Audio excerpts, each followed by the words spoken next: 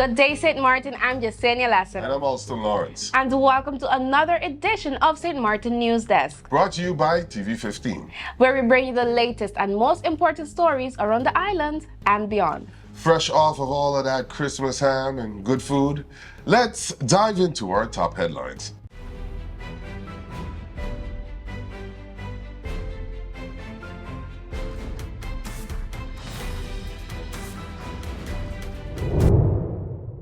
St. Martin mourns the passing of Domenico Felipe Don Martina, former Prime Minister of the Netherlands Antilles, a visionary leader who championed unity and progress. National flags at the Government Administration Building in Phillipsburg will fly at half-mast on Monday, December 30th, 2024, honoring his legacy on the day of his funeral.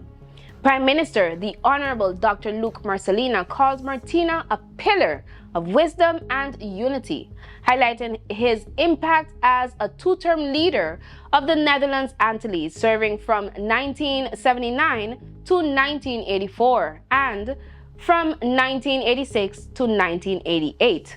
Marcelina emphasized Martina's dedication to governance and dialogue, inspiring generations to follow his example.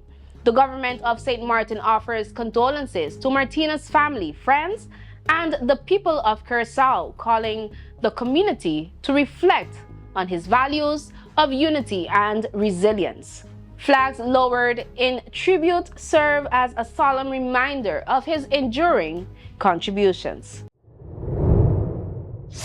An 82-year-old cruise visitor tragically lost her life in an accident on the Dr. A.C. Wati Cruise and Cargo Facilities on Friday around 5:40 p.m. The victim fell into the sea from her electric wheelchair, prompting immediate response from police and medical personnel. Preliminary investigations indicate a possible malfunction in the wheelchair, leading to the fall. Despite emergency resuscitation efforts, the victim was pronounced dead at the scene. The police force of St. Martin extends its deepest condolences to the victim's family and loved ones during this difficult time. St. Martin Police Force KPSM is investigating a fatal accident involving a scooter and a car in Belvedere on Friday morning. The accident occurred around 11:15 a.m. near the entrance to Belvedere. Preliminary findings reveal that the scooter collided with a car making a left turn from the opposite direction. The rider, critically injured, was transported to St. Martin Medical Center but later succumbed to his injuries. KPSM's traffic department continues its investigation and extends condolences to the victim's family.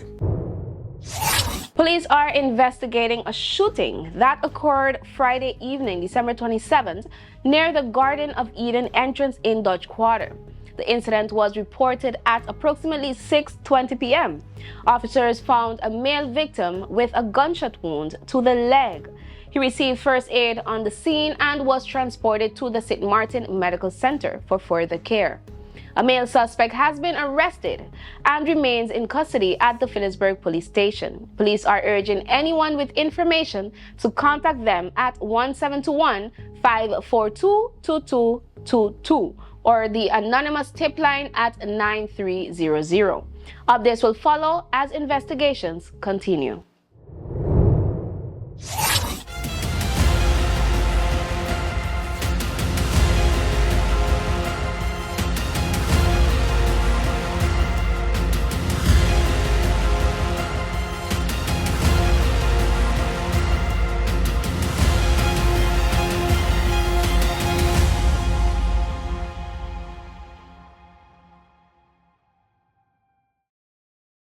We exposed 5 strangers to different KFC menus to see if the flavor can enhance any moment. And at the first bite, the party began. We repeated the experiment during the day, during business hours, on weekends, with sunshine, with rain. It's confirmed any moment can be a KFC moment. The St. Martin Police Force, known as KPSM, conducted strategic operations on Christmas Eve, Christmas Day, and Boxing Day to combat illegal firearm possessions. Targeting vehicles and scooter riders across the island, officers confiscated 4 firearms, including one later identified as a toy. 3 individuals were arrested and remain in custody in connection with the confiscated firearms. Police also detained several individuals for refusing to provide valid identification, reminding residents that carrying an ID is mandatory for those ages 12 and above. KPSM warns of severe consequences for possessing unlicensed firearms and confirms these operations will continue in the coming days to ensure public safety. After nearly 6 months of repairs, the traffic lights at the entrance to Phillipsburg are now fully operational, enhanced with renewable energy features. Minister of VROMI, the Honorable Patrice Gums, along with Secretary General Kenson Play-Simon and Chief of Staff Luciano Nichols, officially switched on the lights Monday evening. Gums emphasized that the restoration includes an emergency backup system powered by solar energy, ensuring greater sustainability. The ministry is also finalizing a new maintenance agreement, which has been absent since 2019. Special thanks were extended to Hemco NV and Smart Innovations Caribbean for their contributions to the project. St.Martin Group is gearing up for the annual New Year's Eve fireworks display in Great Bay, set to light up the sky at midnight on Tuesday, December 31st. PSG invites the community and visitors to celebrate the arrival of 2025 with a spectacular show. The fireworks display marks the start of a promising year for cruise tourism following a successful 2024.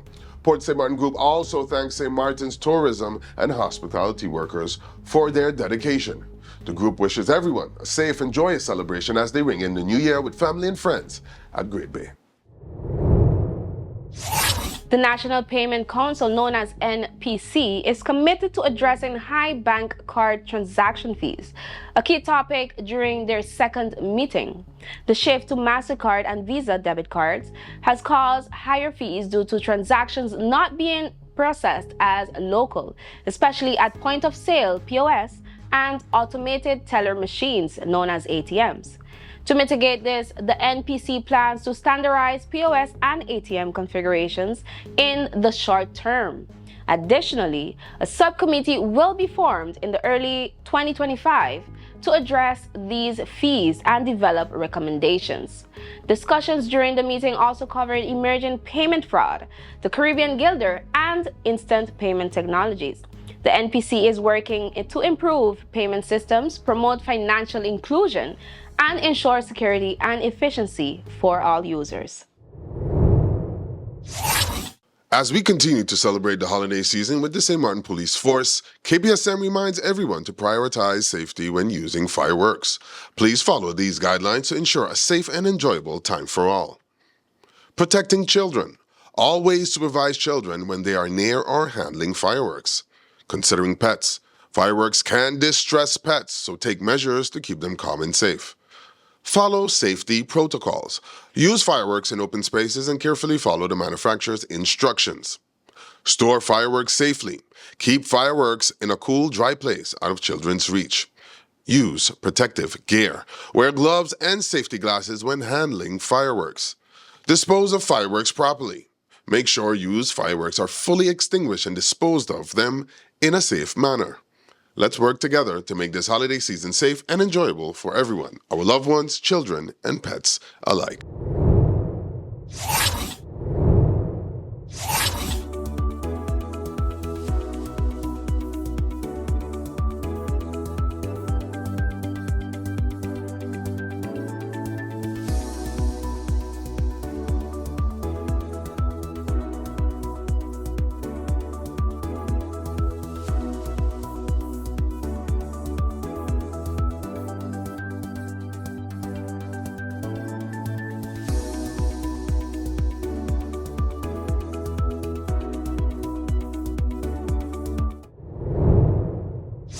Now, quick look at the dust, and then I'll widen out further. So Here's Cuba, Jamaica, Haiti, the Dominican Republic, Puerto Rico, just to orient you, Barbados, and here's Trinidad and Tobago. This yellow in here, that's still some of the dust. This up here is dry air. My job to kind of find the difference in that. But this is some of the dust, but it is starting to break apart in spots. So some of our islands may already have some improvements while others are still dealing with the dust for a day or two. But overall, we'll get some gradual improvements through the weekend into early next week with some of the dust. Now, not diving down quite as much.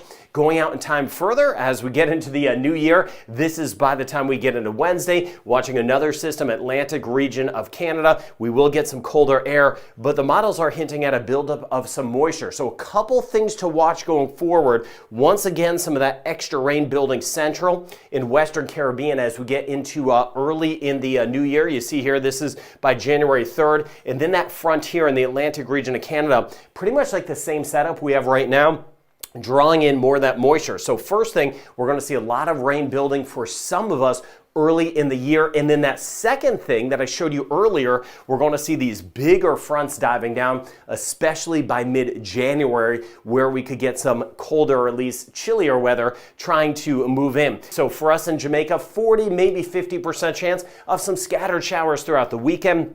40% chance the next couple of days, right around the Cayman Islands. Grand Cayman over toward Brac and Little Cayman. Trinidad and Tobago, our rain chance is not super high. By Sunday, it bumps up slightly. You may catch a shower coming back from church. Rain chance stays low with some of that dust around and dry air around in Barbados.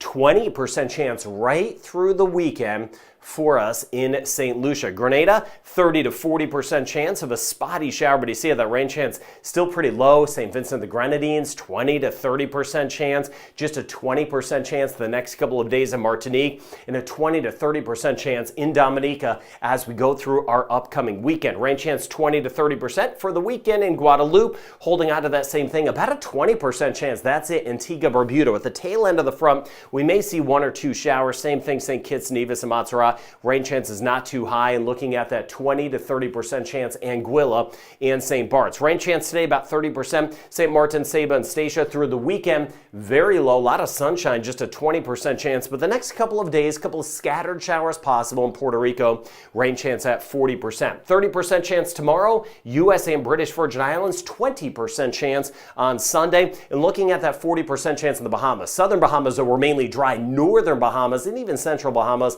better chance of the rain. Could get a couple of those scattered showers. I've already had some around Freeport and New Providence. Let me know in the comments. Rain chance only 20% at best as we head through the Turks and Caicos this weekend. 30 to 40% chance in the Dominican Republic, and a 20 to 30% chance as we go through the weekend across Haiti. Belize, rain chance, we're looking at a 30, maybe 40% chance of a passing shower, but our rain chance is not too high. We've had some of the dust around as well. Aruba, Curacao, Bonaire. It's not been super crazy.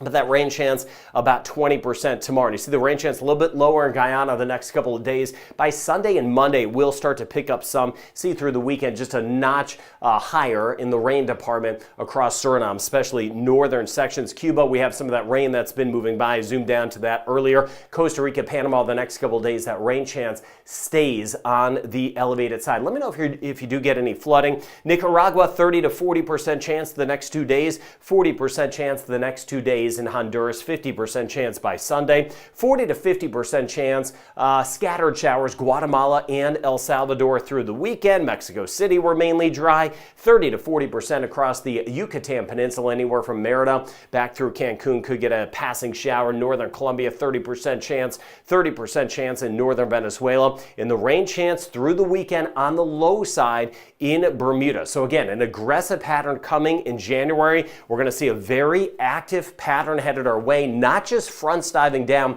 but that potential of some cooler weather and some areas of rain. Those cold fronts are definitely going to be sweeping down. We'll be tracking how close they get and monitoring for any areas of flooding. Of course, still keeping an eye on that earthquake activity.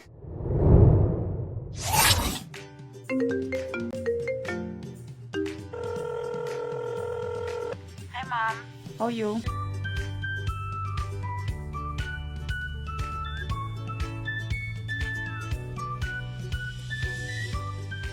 But Mom, you finished all your minutes yet?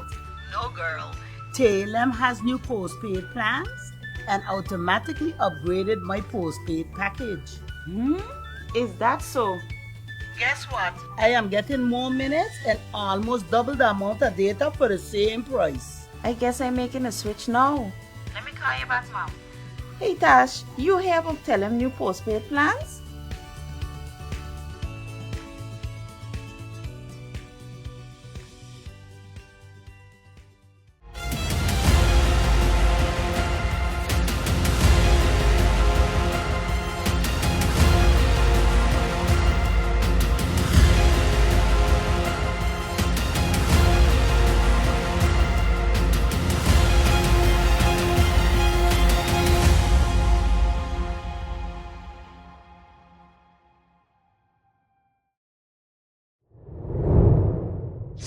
Beach Music Festival, originally launched in St. Martin in 1995 as the Simbad Soul Music Festival, will return to its roots in 2025. After nearly 25 years in Aruba, the event is back on the island where it all started, bringing excitement for both locals and visitors. Minister of Tourism, the Honorable Grisha Heiliger Martin, expressed her enthusiasm, recalling the festival's impact on attracting African-American tourists to St. Martin. The festival's return marks a significant moment for the island, which will offer visitors a blend of music, culture, and unique experiences. Soul Beach Festival Productions CEO Mark Atkins shared his excitement about returning to St. Martin, citing the island's welcoming atmosphere and the strong support from local officials. The festival is expected to attract over 4,000 visitors and make a significant economic impact on St. Martin. The Ministry of Public Housing, Spatial Planning, Environment and Infrastructure, known as VROMI, has reported a successful outcome from its participation in the Phillipsburg Becomes Magical event on December 21st and 22nd at Cyrus Watty Square. Over the two-day period, the VROMI booth welcomed numerous visitors who engaged with ministry representatives on various topics, including permit applications, long lease requests, and updates on key projects. The Permits Department addressed 51 inquiries for status updates and 15 general questions, while the Domain Department handled 30 requests related to long leases. Additionally, VROMI staff provided answers to concerns about drainage, garbage, and sewage. The high level of engagement underscored the importance of direct communication between the ministry and the public. Acting Head of Domain Affairs Francisca Smith noted that many people expressed satisfaction with the one-on-one interactions. Minister Patrice Gums praised the public's participation and emphasized the ministry's commitment to transparency and future community engagement. French St. Martin faces a severe water crisis after a strike by 7 SAR employees led by the UGTG union halted operations at the Gallows Bay water production plant on Christmas Eve. The strike, driven by salary and seniority disputes, has left many areas without drinking water for over 48 hours, creating public health and safety concerns during the holiday season. President of the Collectivité, Louis Mussington, called on strikers to prioritize the well-being of residents and tourists, citing the crisis' impact on health and the local economy. Efforts to mediate with strikers have seen limited progress. One production unit has started, supplying Marigot, Concordia, and essential services like the hospital and dialysis center, but most areas remain without water. Meanwhile, Prefect Vincent Berton condemned the sabotage of the plant equipment, which he said endangers lives and tarnishes St. Martin's image. A judicial investigation is underway into missing components critical for restoration of the production. The prefecture has imposed water use restrictions and deployed temporary water supplies to alleviate the crisis. Authorities are urging solidarity as they work together towards resolving the standoff, emphasizing the need for swift action to restore full water production and protect public health. That's all the time we have for today's edition of St. Martin News Desk. Thank you for joining us. Remember, new episodes premiere every Monday, Wednesday, and Friday at 8 a.m. on TV 15, across our social media platforms, and all Alexa devices globally. I'm Alston Lawrence. And I'm Yesenia Lassero, and we thank you on behalf of the NEWSDESK team and TP15, hoping you enjoy the rest of the holidays. And we wish you a safe and prosperous New Year. Stay friendly, St. Martin.